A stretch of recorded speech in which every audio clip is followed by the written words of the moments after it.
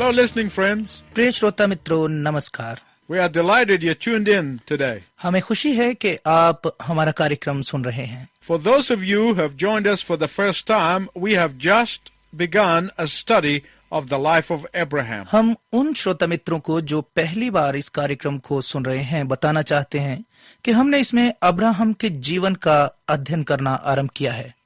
In our last broadcast, we left you with the promise to look into how Abraham wasted 6 years of his life because of settling for second best. पिछले प्रसारण में हमने आपसे वादा किया था कि हम इस प्रसारण में देखेंगे कि कैसे अब्राहम ने अपने जीवन के 6 साल व्यर्थ में बिताए क्योंकि वह कम महत्व वाली बातों को स्थिर करने का इच्छुक था। How did this happen? यह कैसे हुआ? On the way to Canaan, they passed the beautiful oasis town of Haran. Kanan को जाते हुए वो हारान के एक हरे भरे नगर से गुजरे। Terah, Abraham's father, decided to stay. Abraham के पिता तेरह ने यहाँ पर रुकने का निर्णय लिया। Haran was the site of the great temple honoring the moon god, and Terah got so excited about it. हारान में बड़े बड़े मंदिर थे जो चांद देवता को आदर देते थे और तेरह इससे काफी प्रभावित हुआ। Haran, to a moon worshipper, was a holy site. हारान चंद्रमा को पूजने वालों के लिए एक पवित्र स्थान था। Terah saw the temple to the moon worshippers, and he thought he died and went to heaven. तेरह ने मंदिर और चंद्रमा के उपासकों को देखा और उसने सोचा कि वह मरकर स्वर्ग चला गया है। So he says to Abraham, "That's it, son. I came with you, and this is as far as we are going to go." इसलिए उसने अब्राहम से कहा, पुत्र, यह वही है, मैं तुम्हारे साथ आया और यह वही है, जितनी दूर हम जाने पर हैं वह तो यही है। And Abraham said, "But Dad, God said to go to Canaan." और अब्राहम ने कहा, लेकिन पिताजी, परमेश्वर ने तो हमें कनान जाने को कहा है। "Oh, this is as good as Canaan. What is one place different from another?" ओह, ये भी तो कनान के जैसा ही अच्छा है, एक स्थान से दूसरे स्थान में क्या फर्क है? The answer is very simple. इसका उत्तर बहुत साधारण है It is not where God told Abraham to go. कि यह वह स्थान नहीं है जहाँ जाने के लिए परमेश्वर ने अब्राहम से कहा था। Let me ask you a question. मैं आपसे एक प्रश्न पूछता हूँ, How many times we settle for something short of the Lord's perfect plan for our lives? कितनी बार हम परमेश्वर की हमारे जीवनों के लिए सिद्ध योजना के स्थान पर उससे कम स्तर की चीजों के साथ सहमत हो जाते हैं? How many times we come to a point in our spiritual journey and say, "This is it." कितनी बार हम अपनी आत्मिक यात्रा के उस बिंदु पर पहुंचते हैं और कहते हैं कि यही सही है? How many times when we come to the end of our resources and you say to yourself, "This is where I will be settling." कितनी बार जब हमारे साधन खत्म होने पर होते हैं और हम अपने आप से कहते हैं कि यही वह स्थान है जहां मुझे रुक जाना चाहिए। And God is saying, "No, I want to take you beyond this." और परमेश्वर आपसे कह रहे हैं, नहीं, मैं तुम्हें इससे भी आगे ले जाना चाहता हूँ। Don't settle for Haran in your life. हारान के लिए अपने जीवन को स्थिर ना करें। Don't let fear keep you from going further. डर आपको आगे जाने से रोकने ना पाए। Don't let fatigue stop you from progressing. थकावट आपको आगे बढ़ने से रोकने ना पाए। Don't let your spiritual laziness stop you from going on. आपका आत्मिक आलसपन आपको आगे बढ़ने से रोकने ना पाए। Don't let the outward attraction of the valley keep you from climbing the mountains of God. घाटी का बाहरी आकर्षण परमेश्वर के पर्वतों पर चढ़ने से आपको रोकने ना पाए। Here is what God is saying to us. यहाँ वो है जो परमेश्वर हमसे कह रहे हैं। There are lessons to be learned only as you keep on going. कुछ पाठ ऐसे हैं जिन्हें हम केवल आगे बढ़ते हुए ही सीख सकते हैं।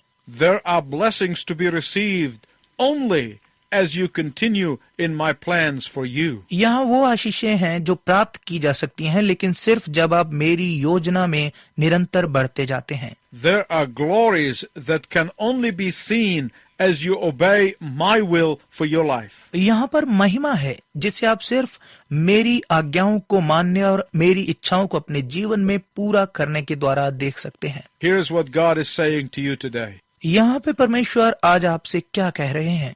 I want to show you that I can provide for you. कि मैं आपको दिखाना चाहता हूँ कि मैं आपके लिए प्रबंध कर सकता हूँ।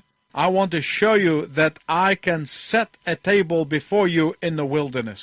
मैं आपको दिखाना चाहता हूं कि मैं निर्जन प्रदेश में भी आपके लिए भोजन का प्रबंध कर सकता हूं। I want to show you that I rain manna from heaven. मैं आपको दिखाना चाहता हूं कि मैं भोजन पर स्वर्ग से अधिकार रखता हूं। I want to show you that I can command the ravens to feed you. मैं आपको दिखाना चाहता हूं कि मैं कौओं को आज्ञा दूं तो वह आपको खिला सकते हैं। But you have to learn not to settle in Haran. परंतु आपको ये सीखना है कि आप हारान में नहीं ठहरेंगे। Are you unwilling to take the step that will separate you from the wrong friends? क्या आप अपने कदम को बढ़ाने की इच्छा नहीं रखते जो आपको आपके बुरे मित्रों से अलग करे? Are you willing to move away from those who influence you the wrong way? क्या आप उन लोगों से दूर होने की इच्छा रखते हैं जो आपको अपनी बुराइयों से प्रभावित कर रहे हैं? Is your life so cluttered up with improper priorities? क्या आपका जीवन अनुचित प्रधानताओं से भरा पड़ा है? Abraham at this point in his life embodies the stagnant Christian. Abraham इस समय अपने जीवन में प्रभावहीन मसीहियों को एकत्र कर रहे हैं। The Christian who stops in this condition for years. ऐसा मसीही जो इस परिस्थिति में कई वर्षों तक रुक जाता है। For 6 years Abraham was marred in the murky water of partial obedience. जैसे 6 साल तक अब्राहम अधूरी आज्ञा का पालन कर अंधकारपूर्ण पानी में भटकता रहा। Oh, God forbid me from partial obedience. ओ परमेश्वर, मुझे अधूरी आज्ञा पालन करने से दूर रखे। Abraham did not accomplish much for the Lord in those 6 years. इन 6 वर्षों में अब्राहम ने परमेश्वर के लिए अधिक हासिल नहीं किया। Remember this. इसे याद रखें, Revival will not come as long as everyone is waiting for it to start with somebody else. आत्मिक जागृति तब तक नहीं आएगी जब तक कि सब लोग इंतजार करें कि कोई इसे आरंभ करे। It can start with you. और यह आपसे शुरू हो सकता है। Finally, when Terah died, God renewed his call to Abraham. अंत में जब तेरह की मृत्यु हो गई तब परमेश्वर ने अब्राहम की बुलाहट को फिर से दोहराया। God gives Abraham a 7-fold promise. और परमेश्वर ने अब्राहम को 7 गुना वायदे दिए। At this point of his life, Abraham was about 75 years old. इस समय अब्राहम की आयु लगभग 75 वर्ष की थी। And here's what God was saying to him. और परमेश्वर यहाँ पर उससे क्या कह रहे हैं?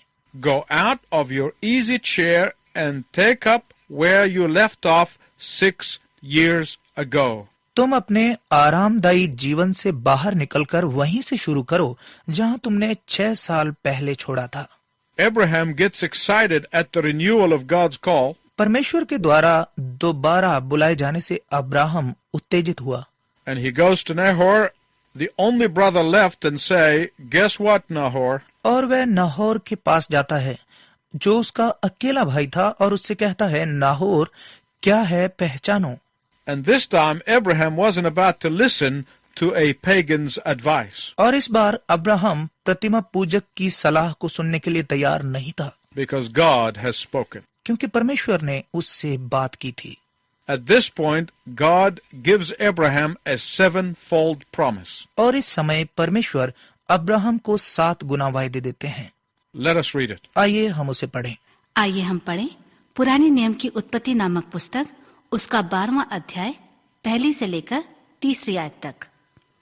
यहोवा ने अब्राम से कहा, अपने देश और अपनी जन्मभूमि और अपने पिता के घर को छोड़कर उस देश में चला जा जो मैं तुझे दिखाऊंगा, और मैं तुझ में से एक बड़ी जाति बनाऊंगा और तुझे आशीष दूंगा और तेरा नाम बड़ा करूंगा और तू आशीष का मूल होगा, और जो तुझे आशीर्वाद दे उन्हें मैं आशीष दूंगा, और जो तुझे कोसे उसे मैं शाप दूंगा, और भूमंडल के सारे कुल तेरे द्वारा आशीष पाएंगे। Let's listen to those 7 promises again. आइए हम फिर से उन 7 वादों को सुने। Number 1, पहला, I will make you a great nation. मैं तुम्हें एक महान राष्ट्र बनाऊंगा। Number 2, दूसरा, I will bless you. मैं तुम्हें आशीष दूंगा। Number 3, तीसरा, I will make your name great. मैं तुम्हारे नाम को ऊंचा उठाऊंगा। Number 4. चौथा, I shall make you a blessing. मैं तुम्हें आशीष का कारण बनाऊंगा। Number 5. पांचवा, I will bless those who bless you. मैं उन्हें आशीष दूंगा जो तुम्हें आशीष देंगे। Number 6.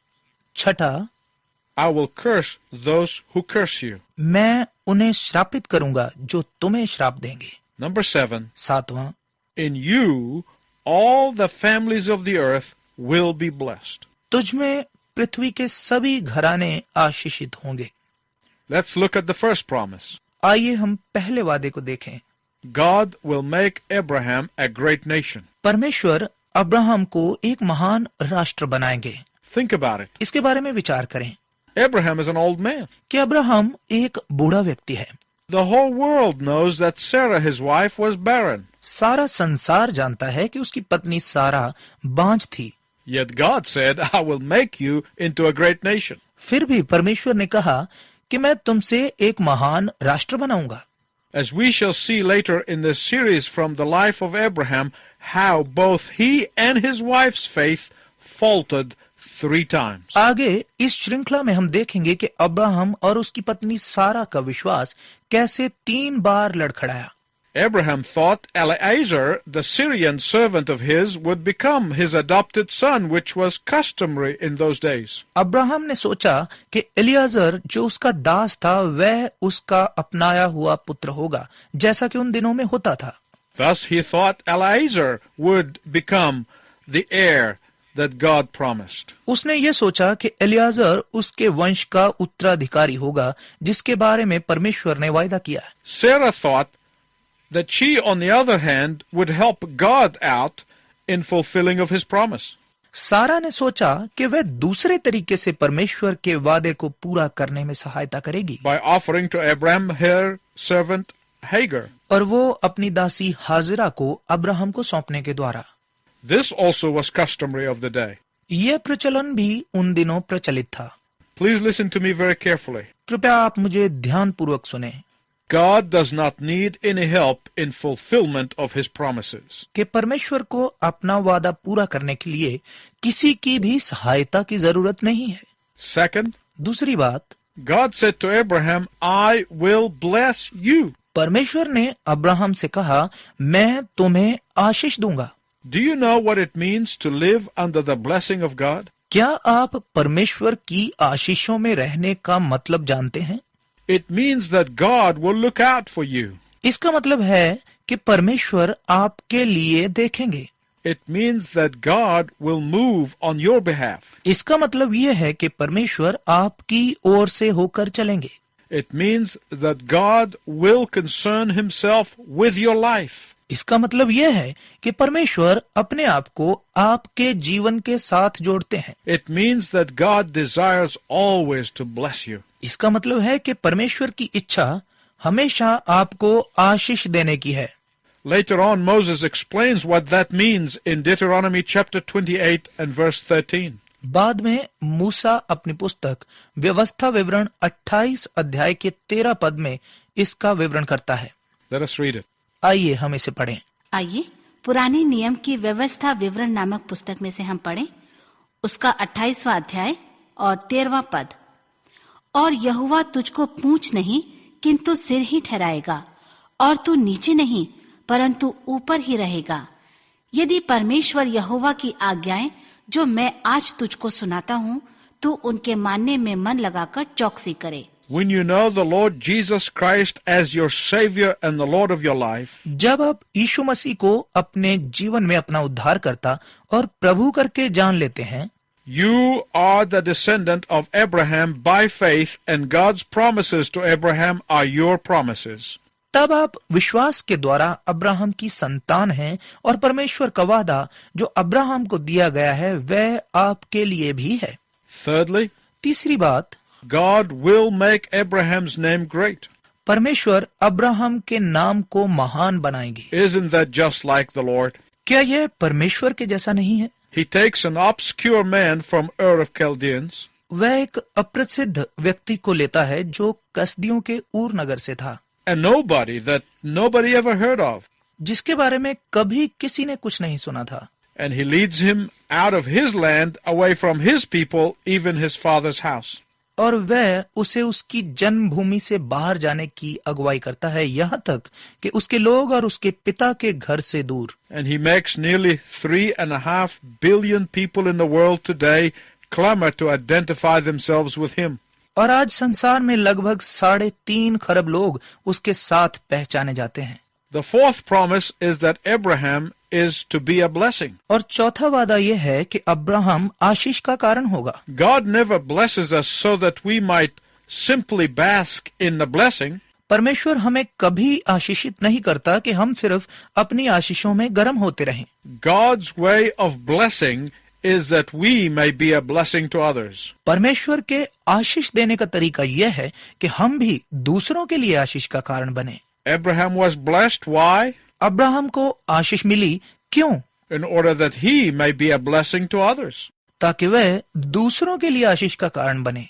God does not intend to stop with us. परमेश्वर नहीं चाहता कि उसकी आशीषें हम तक ही सीमित रहें। God wants us to channel his blessings. परमेश्वर चाहता है कि हम उसकी आशीषों को आगे बढ़ाएं। And the faster you pass on his blessings, the faster he refills you. और जितनी तेजी के साथ आप उसकी आशीषें दूसरों को देते हैं, उतनी ही तेजी के साथ वह आपको आशीषों से भरते हैं। The fifth and the sixth promises were God blesses those who bless him and curse those who curse him. परमेश्वर का 5वां और 6वां वायदा यह है कि जो उसे आशीष देगा वह उसे आशीषित करेगा, और जो उसे श्राप देगा वह भी उसे श्रापित करेगा। This needs some explanation. उसके लिए कुछ विश्लेषण की आवश्यकता है। Abraham was a man chosen by God to be an instrument of fulfilling God's purpose for the world. Abraham परमेश्वर द्वारा चुना गया एक औजार था जो परमेश्वर के उद्देश्य को संसार में पूरा करे। Those who align themselves with the purpose of God will come under Abraham's blessing. जो लोग अपने आप को परमेश्वर के उद्देश्य की पंक्ति में रखते हैं वे अब्राहम की आशीषों के अंतर्गत आते हैं। Anyone who goes against God's purpose will experience the curse of his judgment. जो कोई परमेश्वर के उद्देश्य के विरोध में जाता है वह परमेश्वर के न्याय का सामना करेगा, अर्थात श्राप का अनुभव करेगा। This is a universal principle. यही संसार का सिद्धांत है। God does not curse anybody in the sense of standing out and hurling some thunderbolts in a fit of anger. परमेश्वर क्रोध में आकर किसी को भी इस प्रकार से श्रापित नहीं करते जैसे उसके ऊपर कोई बिजली गिरा रहे हों। God's curse is the other side of blessing. परमेश्वर का श्राप दूसरी ओर एक आशीष है। Go with God and know his blessings. परमेश्वर के साथ चलें और उसकी आशीषों को जानें। Go against God and know his curse. परमेश्वर के विरुद्ध चलें और उसके श्राप को जानें। If I say to you, drive your car at the speed limit and follow my direction, you'll reach your destination. यदि मैं आपसे कहता हूं कि आप अपनी कार को धीमी गति से चलाएं और मेरे निर्देश का अनुसरण करें तो आप सुरक्षित अपने स्थान पर पहुंच जाएंगे। But if you drive your car at a very high speed and do not follow my directions, you will fall off a cliff. परंतु यदि आप अपनी कार को बहुत तेज गति से चलाते हैं और मेरे निर्देश का पालन नहीं करते हैं तो आप गड्ढे में गिरेंगे। Would that be my fault? क्या यह मेरी गलती होगी? Would you blame me? क्या आप मुझ पर दोष लगाएंगे? No, you blame yourself for not following my instructions. जी नहीं, आप अपने आप को दोषी ठहराएं कि आपने मेरे निर्देश का पालन नहीं किया। The seventh and final promise that God made to Abraham is that all the families of the earth will be blessed through him. सातवां और अंतिम वादा जिसने परमेश्वर ने अब्राहम को दिया कि उसके द्वारा पृथ्वी के सारे घराने आशीषित होंगे। What the Lord was saying is this. जो परमेश्वर कह रहे हैं वो ये है, One day I'm going to bring into the world someone who is a physical descendant of yours, Abraham. कि अब्राहम एक दिन मैं तुमसे इस पृथ्वी पर एक संतान उत्पन्न करने जा रहा हूं जो तुम्हारा पुत्र होगा। And when he comes, और जब वह आएगा he is going to bring blessings to the whole earth. वह सारे संसार के लिए आशीष लाएगा।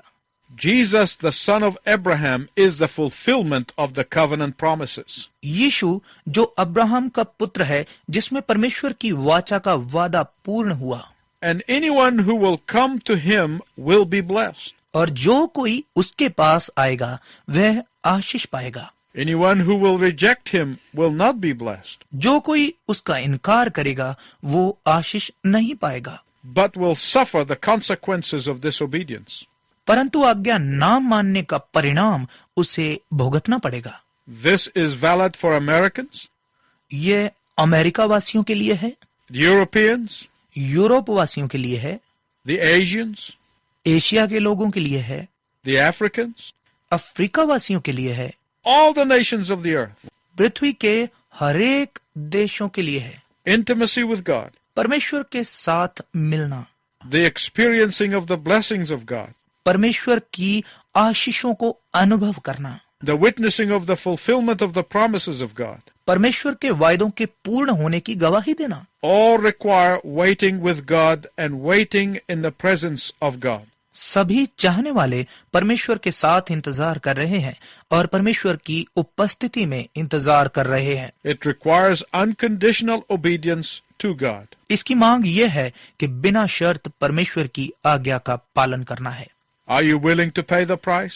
क्या आप इसकी कीमत चुकाने के लिए तैयार हैं? It is my prayer that you would say yes. ये मेरी प्रार्थना है कि आप हाँ कहेंगे। Until next time, I wish you God's richest blessing. अगले समय तक परमेश्वर की आशीष आपको मिले।